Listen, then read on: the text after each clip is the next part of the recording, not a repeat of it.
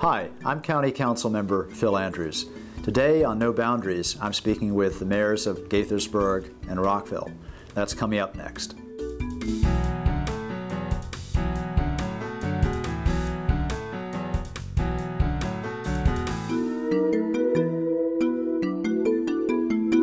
This episode of No Boundaries travels to Hershey's Restaurant near the Washington Grove Railroad Station. Its central location and down-home atmosphere make it the perfect setting for conversations with the mayors of Gaithersburg and Rockville. Montgomery County Councilmember Phil Andrews first sat down with Gaithersburg Mayor Sidney Katz. Well, Sidney, thanks for joining me here at Hershey's Restaurant. It's great to see you. It's good. It's great to be here, and thank you for having me. You know, we both grew up here in the county, and I run into people who I grew up with, and I know you do too. What's it like being the mayor of Gaithersburg and seeing people you went to school with a lot? Well, you know, first off, being the mayor of your hometown is probably as good as it gets. I truly enjoy it, and people have been very kind to allow me to be involved in the city of Gaithersburg. I do see people all the time. I see people that I went to high school with. I still am friendly with some of the people that I went to elementary school with. I went to Gaithersburg Elementary. I went to Gaithersburg Junior High, now called Gaithersburg Middle. Went to Gaithersburg High School, graduated in 1968.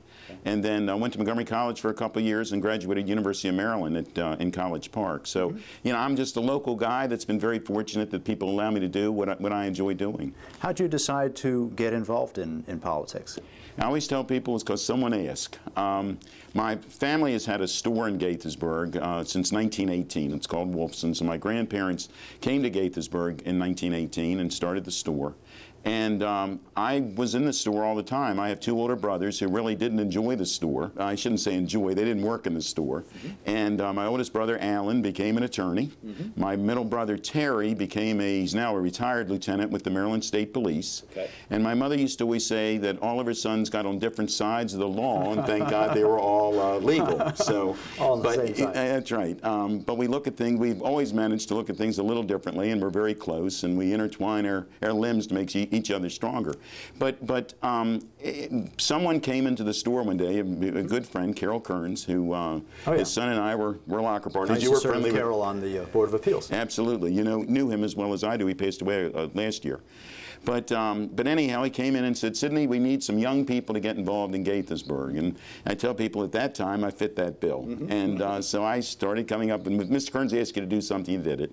And so I started coming to meetings. And in 1976, I was appointed to the Planning Commission for Gaithersburg. In 1978, I was elected to the City Council, served on that for 20 years. And then when my good friend Ed Bohr passed away, when he was mayor, in 1998, I was appointed and then have run for mayor for the last 14 years. Right, and we've served together in that time. I was elected to the county council that year, and so there have been a lot of things that have gone in that time. You know, I was a newspaper carrier during Watergate, and the Watergate scandal for the Washington Post, and so I feel like I did my part to help get the news out about that.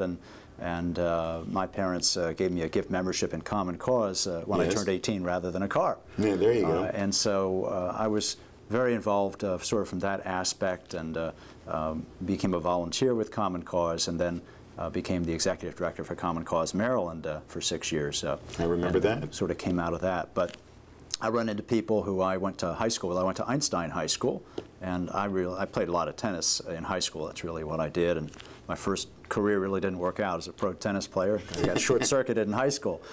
So I decided to do something else and went to Bucknell, and then stayed in Pennsylvania for a while, and then came back here to take that position with Common Cause. But it's something that I'm always interested to hear, how people got involved and what they do, because there's so many different answers to it. You know, one of the unique things that you bring to your position is your ownership of the store, Wolfson's department store, which is a very unique store, and when I walk in there, I just love the way the leather smells. Yeah, that's right. And so, but what's the challenge of being a small business owner in these days? Well, it really is. It really is challenging. I mean, as I tell people, it's not quite as much fun as it used to be. And in our case, in my case, my brothers and I own the building, and they're very kind to me on rent and whatnot. But it's, you know, the bricks and mortar stores have their difficulties.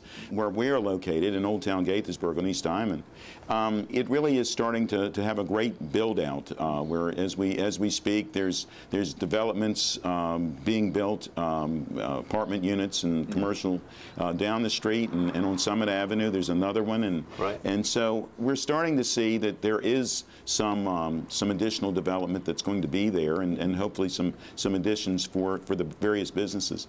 The world has changed. The internet changed it. The larger stores have changed it, but there's still the market for it, as we always call it, a niche market, and that's what I've tried to create. I mean, when I was little, we sold. My grandparents sold. Excuse me. We sold toys and oilcloth and buttons and everything else. Today, I sell work clothing. I have that's my niche, is work clothing and shoes. Heavy-duty work boots. And heavy-duty work boots that are made of leather, and that's why you're smelling them. But you know, I guess that's what people are going to need to do in order to prosper, and hopefully they will be able to continue to prosper. To be able to talk to someone that actually is making the sale with you there is an advantage to that. Right. So that's what we continue to do. Right. Now, we work together a lot on the Science City project, because that was a concern in terms of the potential traffic impacts. While it had very attractive economic benefits to the county and to the city, we're both concerned about how the traffic would affect the local area, and whether there was enough attention to that. So you and the Mayor of Rockville, Phyllis Marcuccio, and I were able to work with the community on that, and I think the outcome was better than the original plan, because the development was scaled back somewhat. There was the very tight thresholds put in for when the development go forward in terms of the Corridor Cities Transitway being built, which is one of those projects that is a big transportation project that runs both through Gaithersburg and Rockville, and through parts of the unincorporated areas of the county as well. Well, and we want to thank you for your leadership on that, because Phyllis and I both were very concerned, as were our councils. It's not just us that was concerned, and as were many citizens groups and people who were elected and not elected. But when we came to you and to others, but to you in the very beginning, you certainly stood with us. We all wanted a Johns Hopkins that was going to be successful. We all wanted the economic development part of it, but we also realized that how are you getting there? I mean, we needed the transportation to be a major part of it. We needed, and at one point it was called Gaithersburg West, which we were concerned. First of all, it wasn't in Gaithersburg, and it really wasn't west. So, but it also wasn't something that Gaithersburg had the ability to approve or disapprove, and that got confusing. But at the end of the day, once everybody started to realize what each other was saying, I think a good reasonable solution has come from it. And in the fairly near future, though I guess 20 years is a near future as well, that this area will certainly gain from having that major employer here and the entire area. Having lots of science jobs will be a boon, I think, to both areas. One of the issues that we've both been very involved in is in making sure that we keep crime down. And the city police and the county police work really closely together, and they've changed their relationship a little bit in terms of calls, response to calls now, because Gaithersburg will be responding first now to the calls in the city. And I know that former mayor of Gaithersburg went on to become the head of the International Chiefs of Police, Marianne Viverette. Former chief of police. Former chief. That's right. You've had some excellent leadership in the police department. Absolutely, and really, we realized early on, and thank goodness Montgomery County has worked with us for many years, that if someone has a concern, has a problem, that they need a police officer, they really don't care what color uniform that person's wearing when they come to help solve it. And Gaithersburg has always had Montgomery County dispatch air officers, and for that very reason.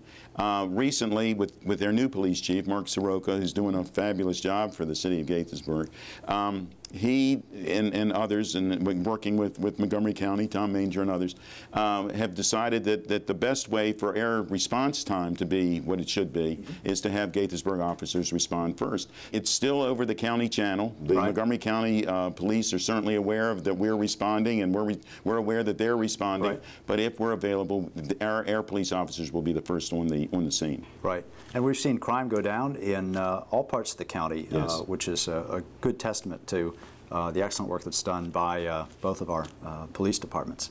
And in general, not to say, and sometimes statistics, you know, can go up and down, and you know, if you only had one of something, you know, if you have two, it looks like it's really been a major something that's major has happened. But in general, Montgomery County, thank goodness, is a very, very safe place. The Bethesda, Gaithersburg, Frederick corridor was named one of the safest places in America by Farmers Insurance, I think, last year. Right. So, I mean, thank goodness we live in a safe area, but you can't take it for granted. You have to make certain that it stays that way. No, it doesn't happen by accident. That's right. Exactly right. You're right. You know, one of the challenges I see as an elected official is balancing work and family, because one of the things that the public doesn't always see is the number of meetings that elected officials go to. I know you've gone to thousands of meetings in your many years on the city council and as mayor, and county council members go to many, many meetings too. And so one of the challenges I know I face is making sure that it doesn't intrude too much into family life. And I know you have two daughters, and they grew up with you in office, so what was that like? Well, first of all, my wife Sally, who's a pupil personnel worker with Montgomery County Public Schools, and we do have the two daughters. One is married and works for Montgomery County Public Schools at Churchill High School as a media assistant. Our younger daughter works at Geico and lives in Friendship Heights now. But you know, my kids have always joked that quality time was when I wasn't at home. You know? But family has always been involved with whatever each other has been doing. Sally obviously was involved in she did more of the driving to the various activities when the kids were younger. She comes with you to lots of meetings. Oh, yeah, I've met her a lot. Yeah, Sally, thank goodness, she's a wonderful partner in many, many ways, and certainly she's always made certain that everybody is aware of what each other is doing, and we try our best to have, if possible, weekends together. And now that the kids are older, it's not quite as often, but we still are a very close-knit family. Well, going to the meetings is one way she can see you. That's right, absolutely. She can watch me on television. That's right. Yeah. Right. Well, I have an 11-year-old who is very active, and he doesn't come to the meetings with me. At this point, I know he wouldn't want to. My wife Stacy is very tolerant of my schedule, and so it's worked out pretty well. But I can see how it can be a real challenge for a lot of families, and it's great that I know Sally is a real partner to that. Absolutely, and you know, that's the other thing. You know, many times it really is more than just the person who's serving. I mean, it's their families and everybody else who's kind enough to give them advice. They're also serving. I've often said that I'm very fortunate because of my two brothers and family and many friends and people that I've known over the years. They're nice enough to tell you when you don't do it right as well. I mean, there are people that think they're helping you by saying, "Oh, that was wonderful," and we appreciate the thanks. But they also have to tell you when something just didn't click, and so that you're aware that you really do need to go back and maybe rethink it a little bit. Right. You know, there's been some talk about an arena at the Shady Grove Metro. It's still very much in its early stages. A couple of private developers are working on that, and I didn't know if you had any strong feelings about that at this point. It would be, at this point, under their proposal, located next to the Shady Grove Metro. Well, and we've read about it. Obviously, I don't know as much about it as some other topics, but it certainly would be something that should be considered. Right now, the fact that graduations, you have to go to Washington. For the graduations in Montgomery County, you have to go to Washington or other places for those graduations. Has always seemed a little strange why the county wouldn't have a facility large enough. When we were growing up, there was the Shady Grove Music Fair, and it ultimately it was a tent, and then it was ultimately a permanent building, and there was graduations there. I don't know the size of Shady Grove, but for many years it seemed to prosper. So I think that it's something that should be looked at. Obviously, if it's next to a metro, the traffic concerns aren't quite the same. So there again, we'd be happy to work with you as well. Well, that'll be something that we hear more about in the future. Well, Sidney, we're out of time. Thank you so much for joining me this morning. It's been a pleasure. And it's always a pleasure to see you, and thank you for inviting me.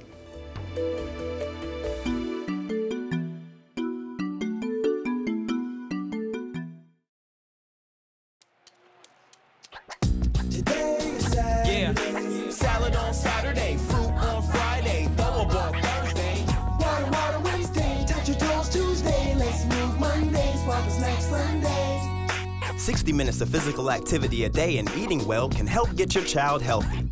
So keep them active and eating well every day. Get ideas, get involved, get going at letsmove.gov. That's letsmove.gov.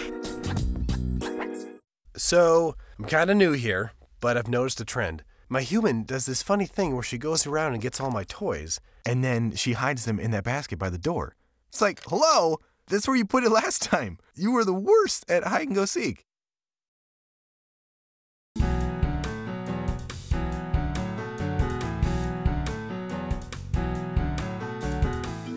No Boundaries continues from Hershey's Restaurant near Washington Grove.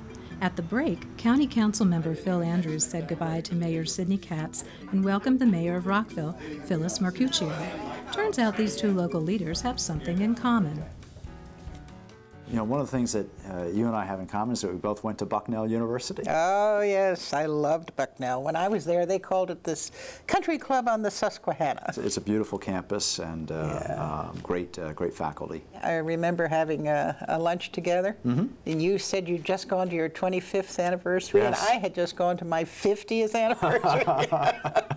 You got a little ways to go yet. A little bit, you're right. I went back for my 30th last year, and it was a lot of fun. Did you? Oh, how wonderful. I can't believe it's gone that fast. Isn't it amazing? Yeah, that's true. Well, so what did you do after Bucknell when you... Oh, when I left Bucknell, you know, as you have to fledge your wings, so to speak, I decided at that point I wanted to be a set designer on the theater. Wow. So I made my trail to Miami. I worked there. I worked in Bucks County. I worked all over the place. Finally, you got to go to New York. Went to New York, and I really enjoyed working in the Library Equity Theater. Okay. But everything was off Broadway. And in order to be on Broadway, you had to belong to the union. Well, they didn't accept women in the union in those days. Interesting. So that's when my career in the theater sort of came to a grinding halt. So I started looking for work, and I went to work for Time Incorporated. Oh. 30 Rock. Okay. Did you do something like that? Well, I went to Philadelphia after I graduated from Bucknell, and I worked for an environmental group, the League of Conservation Voters, for several years in the Philadelphia area. Yes, and, Common Cause. That's I was a volunteer with Common Cause. Yeah. I was chair of the Common Cause Pennsylvania board when I was there, and then I came back here to Montgomery County to become the executive director of Common Cause of Maryland, which was based in Annapolis. Oh, so that's where you got your string. I did that for about 6 years and felt that I made a difference in Annapolis on things like political action committee limits on contributions on PACs, which had not existed before. And I'm not a political person. I haven't been a political person. I didn't get involved in being in politics till after my career. My career ended up in science education, but the politics part of it was just whatever went on in science education. So how did you end up getting involved in local government? Somebody said Metro is coming to Rockville. It was going to have a station right smack in the middle of my neighborhood. That is on the east side of the Rockville neighborhood, which is cut by this railroad.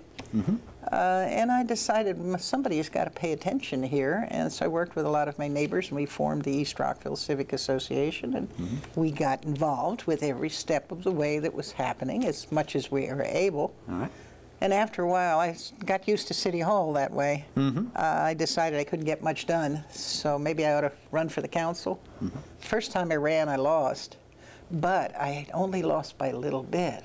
That was 2003, that first run? Okay. And there were no empty seats on the council, so I would have had to exit someone. Right. So next time around, I thought, wow, one of the council members is not going to rerun. There's an open seat. This is possible. And I fortunately was elected, and I was reelected. Right. But as a council member, I couldn't get anything really done the way I would like to. So I thought maybe I have to be mayor. Here we are. Still thinking the same way. Well, you work at it, but it's different. Reelected last year? Yes, I was. I'm very lucky. And the funny part is both my elections have been very contentious. How has that been for you? You haven't had that kind of knockdown, drag-out fight. The first two elections were very tight. I had a tough race the first time in 1998 against a 16-year incumbent, and then in 2002 a very contested race as well. The last two, not so much. So Yeah. I was unopposed last time. In 2006, it was not a close race. So I've seen all the different possibilities, and you know, I've continued to do a lot of door knocking, and that's how we first met. I came by your home. You were gardening at the time, I remember, and we had a nice talk. I'd heard about you as a community leader, but we hadn't met until that point. I don't know. I'd call it community leader. Politics is so different. I haven't got the acumen for it. I'm inclined to maybe say too much or say what I shouldn't. I think most people like that. What people really want in elected official is someone who is authentic and who says what they think and has good reasons for saying it. And people don't expect or require that they agree with you all the time if they trust you. I think people will give you a lot of rope if they trust you. You're absolutely right. In fact, I guess in a way that's your appeal. You're very straightforward about what you believe, and that makes people feel at ease. You have very much that reputation yourself. And, I have a reputation, yes. And you've done a lot of personal campaigning, and you go to so many meetings. Oh, yes. You know, this evening, I don't know, I'm sure you go to these all the time, but we have 3 Eagle Scouts tonight. Got to give them a little recognition, congratulate them, pat them on the back. And it's a lot of fun. It's great. Oh, it's wonderful. It's a very enjoyable part of what we do. And one of the things I say each time I've done this is, will everyone who's an Eagle Scout in the audience stand up? It's amazing. My brother was an Eagle Scout. Were you? No, I barely made it through Cub Scouts. I got involved in sports, Little League Baseball, and then I switched to tennis. And so I didn't... You still playing tennis? Still play tennis, yeah. It's how I stay in shape, and yeah, I love it. Oh, that's a strenuous sport. Anything that requires knees, I don't do. It is tough on the knees. Oh, my goodness. I used to enjoy golf a lot, but even riding in a cart doesn't save you. You've got to hit that ball. Those knees have got to be able to move. Yeah. And our Redgate golf course, for example, which would test the best of them. And I know that's been a big issue for the city in terms of what to do about Redgate. Gotta save that course. We have Billy Casper Golf has taken over the management over it, and we have a nice contract with them for about 10 years. And I don't know if you've been over there lately, but it looks great. The parking lot is full. That's all you can ask for. Well, the greens look great. You're going against the trends there because it's been a challenge to maintain golf courses. Interesting thing is, you know, in asking people where they play, they'll play Redgate because it's such a challenge. It's a property that is all hills and valleys, and you know, if you don't want to walk up a hill or if you don't want to hit from one hill to another, that's not the golf course for you. Yeah. So. What else is on your plate at this point for the city? Oh, in the city? Oh my goodness, where does one start? You know, we've got, of course, the increased pressure on the city of Rockville to become more dense. Now, where's the balance between density and quality of life? So that's an issue with Twin Brook and it's an issue Flint with area. White Flint, with the new Science City. In terms of the White Flint, Twin Brook area, I know that's been a concern of yours in terms of how that develops and how you work with the county on that, because of some of the different visions there and where the boundaries are. Well, you know, it's interesting what you say. There's a sort of a no man's land between the White Flint area and the Rockville Pike area. It's like a little quarter of a mile there where that highway that Doug Duncan put in that exists, and no one quite knows what to do with it. Some of the real estate owners of the area have certainly exercised their possibilities for what they can put there. And in the case of a large portion of White Flint, it's like building another big, tremendous city. They've 30-story buildings planned, 5 or 6 of them. I think one of them is up at the moment. All with this idea that somehow we need all this housing and we need all this density. Well, I think there is a need, certainly, for places for people to live. But when does it lose its quality? I think that's the hard part for Rockville. That is a challenge. I know that there's going to be a lot of attention paid to the connections between the intense development that will be built at White Flint and the surrounding communities to make sure that there are appropriate transitions and that there is a walkable network, and it's friendly to walkers. And I know they're going to put in some grid streets to help take some of the pressure off Rockville Pike. And so I'm hopeful.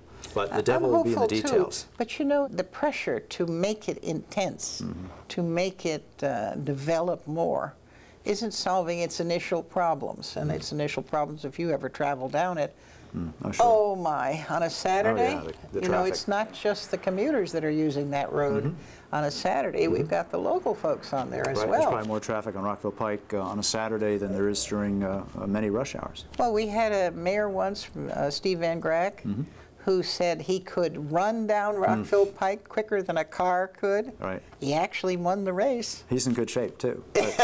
But, Another tennis player. Is that what it is? But the pressures of density definitely are ones that are sort of as ongoing issues. And Rockville Town Center, though, has turned out, I think, really well. And they're working on the grocery store. It won't be long. And come see Bar Louie. I don't know if you've been there yet, but No, it's certainly it's another one of those watering holes like Gordon Biersch that's got everyone in it. I haven't had a chance to go there yet, but I love the town center, and it's such a great place to walk around.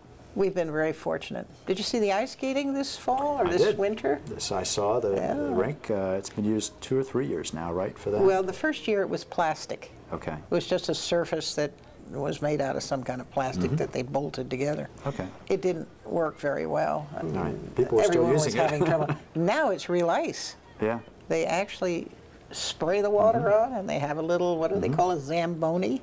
Okay. It comes out and cleans it every once in a while. It's beautiful. Yeah. I know that you graduated from Richard Montgomery High School. Yes, indeed. Do you still see people from Oh, your years my, there? yes.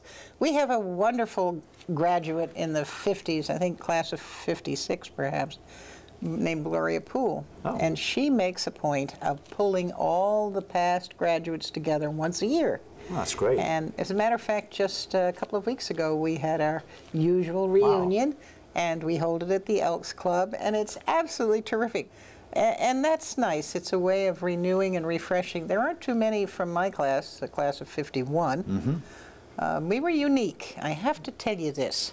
The old Rockville Elementary School, that was the only elementary school in the city when I came to Rockville. Okay. That school was eventually so crowded in the next few years that they moved the 6th grade over to the Richard Montgomery High School. So I actually was in the old high school from 6th grade So to your 12th concern about grade. school overcrowding goes way back. Oh, does it ever? You know, I've had a chance to be in touch with my old former school guidance counselor. He's been at Einstein now 50 years. Oh, my Joe goodness. Monty. Oh, and isn't he that helped wonderful? open Einstein, and Yeah. he taught at Gonzaga before that. But it's remarkable. How nice. 50 years of service. Yeah. Well, for the past 3 or 4 years, we worked to get the baseball field named for Gordon Coleman, who was a Cincinnati Red baseball player who lived on our street. And through Gloria's help and so many others, we've managed to get a sign made, and it has been erected. So now the scoreboard at Richard Montgomery High School is the Gordon Coleman scoreboard. Well, so we're pleased with that. That's very nice. Yeah. So we keep in touch. Yeah, that's great. I go to the football games occasionally. Do you? I have not made it back to Einstein football games, but I read about them, and they actually have gotten a lot better since I was there. Have they? Yeah. Well, nobody was allowed to use that field they put in at Richard Montgomery. You know, they did that for a soccer group, I think, and we can't do the fireworks there anymore. You know, and you have a delicate little installation that you got to be careful of. Right. Well, Phyllis, thank you so much for joining me this morning. We're out of time, unfortunately, but we can. It went so fast. We'll definitely continue the conversation as we work together. Sounds terrific. Thanks. All right. Look forward to it.